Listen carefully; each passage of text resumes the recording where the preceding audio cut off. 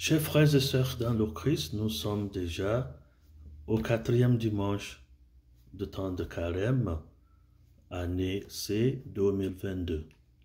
Ce dimanche est intitulé en latin « Laetare ». Ça veut dire on nous invite à réjouir.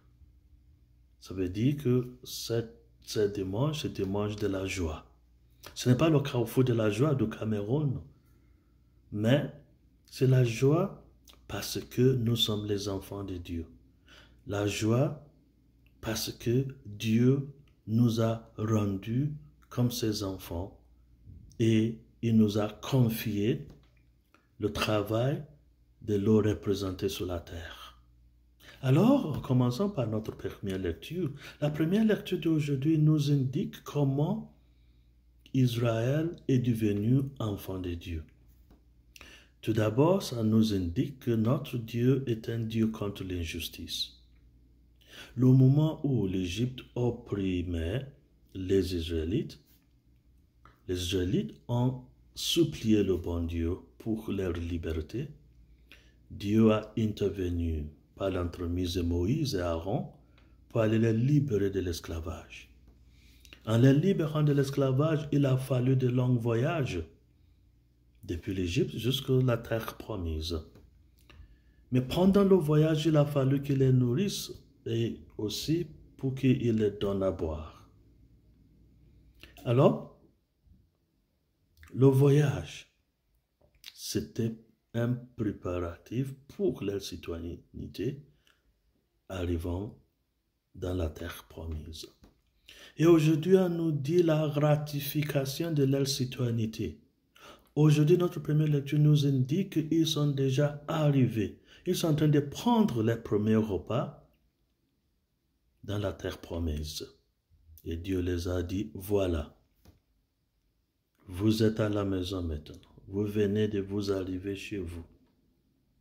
Le voyage qui mène à la citoyenneté. Le voyage de la justice. Le voyage qui montre que Dieu est contre toute injustice. A abouti à la citoyenneté des enfants de Dieu qui doivent œuvrer pour la justice dans le monde entier. Mais à travers l'évangile d'aujourd'hui et surtout en passant par la deuxième lecture, dans la deuxième lecture, Paul nous indique le motif de notre joie aujourd'hui. Parce que Dieu nous a rendus ses enfants. Alors, à travers la mort et la résurrection de Jésus, nous sommes devenus les enfants de Dieu. Et c'est pourquoi notre deuxième lecture tirée des deuxième lettre de Saint Paul aux Corinthiens, chapitre 5, verset 17 nous a dit « Toute personne en Christ est une nouvelle créature. » Ça veut dire que Dieu nous a créés à nouveau à travers la mort, la résurrection de Christ.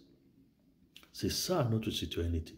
C'est pourquoi on nous invite, l'Église nous invite d'être joyeux aujourd'hui.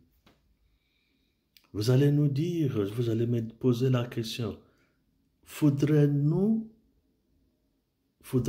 être dans la joie, étant donné la guerre que nous avons à travers le monde, sans parler de la guerre entre la Russie et l'Ukraine?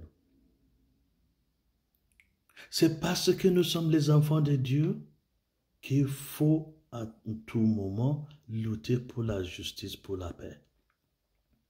À travers notre première lecture, Dieu nous a déjà démontré qu'il déteste l'injustice. L'exemple de la libération des enfants d'Israël de l'Égypte, de les accompagner sur le chemin vers la terre promise, nous dit ce qu'il faut faire.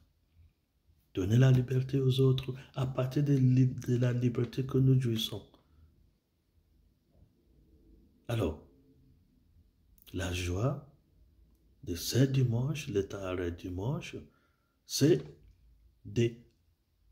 d'assurer la paix, la joie, parce que nous sommes les enfants de Dieu, et c'est cela que Dieu nous a démontré. Et si nous sommes de nouvelles créatures, c'est parce que Dieu nous a libérés même du diable, du péché. Parce que dans la première lecture, c'était question de l'oppression humaine. Mais dans notre deuxième lecture, c'est à partir de l'oppression spirituelle, l'oppression du péché, l'oppression engendrée par le diable lui-même. Alors, comment vivre notre vie pour montrer que nous sommes des artisans de la paix? Pour démontrer que Dieu nous a montré la justice à travers la première lecture, à travers la deuxième lecture, parce qu'il est mort pour notre liberté, pour notre citoyenneté. Notre évangile nous dit que faire.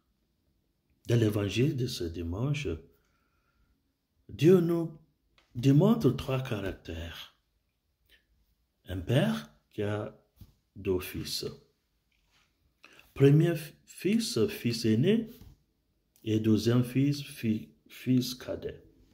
Alors le cadet a décidé, bon papa, moi je suis déjà fatigué de rester ici, donne-moi mon inhéritance.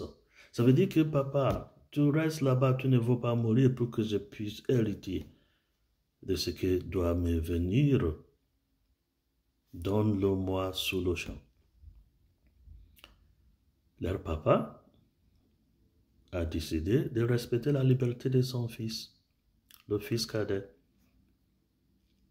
Et le Benjamin a ramassé ses affaires, il est parti très loin. C'est ce que nous faisons toujours dans le contexte de péché. Nous nous cachons pour pécher, pour que personne puisse nous dire « Oh, regardez, ça c'est un péché. » Non. Il s'est éloigné de son papa. Et il a gaspillé tout son argent. L'héritance qu'il a reçue de son père était parti comme ça là. C'était le moment où il s'était transformé en un cochon. Qu'il mangeait avec le cochon, c'est le moment où il s'était rendu compte que non, je ne suis pas un cochon, je suis un enfant qui a un père, qui a une maison, qui a une terre. C'est le moment où il a pris le chemin de retour. Et son père était très content, très joyeux de l'accueillir à nouveau. Et son père a décidé de festoyer au retour de son fils cadet. Tout gaspillé, mais il est toujours le fils de Dieu. Ça veut dire que chaque pécheur, chaque personne qui ne se conduit même pas comme un enfant de Dieu, reste toujours enfant de Dieu. Dieu l'aime, Dieu de compassion, Dieu de pardon, Dieu d'amour. Premier caractère, enfant cadet, tout gaspillé, conversion, il était reçu, accueilli par leur papa. Un papa qui respecte la liberté de ses enfants, qui a tout donné au cadet, non pas pour l'encourager à la gaspillage, non, mais de l'aider à devenir adulte dans la foi, de décider de choisir librement, de servir, d'être fidèle au bon Dieu auprès de leur papa. Le frère aîné n'était pas de même avis. Pour lui, quand on est bon une fois, ça suffit. Si on devient bon une deuxième fois, on devient bonbon et on va te sucer. Leur papa n'est pas de même avis. Papa est toujours prêt à gaspiller encore s'il le faut, mais en attente que l'enfant va revenir. Donner toutes les chances de côté de l'enfant pour qu'il puisse revenir, pour qu'il puisse devenir adulte, pour qu'il puisse se responsabiliser, s'engager à la fidélité. Et c'est ce qui est arrivé avec le frère cadet. Mais c'est lui, prétendant le frère aîné d'être fidèle, maintenant il vient de donner les raisons pour sa fidélité. Je vais tuer héritier. Si je m'accroche, c'est parce que je regarde le futur, ce qui adviendra. Et refuse d'entrer dans la maison. Quel gaspillage une deuxième fois. Comment respecter un pécheur? Il faut châtier tous les pécheurs. Mais leur papa a dit au fils aîné, ce n'est pas comme ça. Un pécheur est digne d'amour, digne de pardon, digne de compassion. Alors sommes-nous du côté de papa, qui est toujours prêt à pardonner, même dans la guerre qui nous entoure? Sommes-nous toujours prêts à pardonner? Sommes-nous toujours prêts à reconnaître même la liberté des pécheurs? Sommes-nous, comme le fils aîné, de se justifier pourquoi nous ne sommes pas des pécheurs pour condamner les autres? Sommes-nous comme le fils cadet, celui qui a finalement reconnu son péché, qui a débouché chemin, qui est revenu et maintenant il s'est engagé pour la fidélité? Alors la liberté des enfants de Dieu nous invite à se responsabiliser.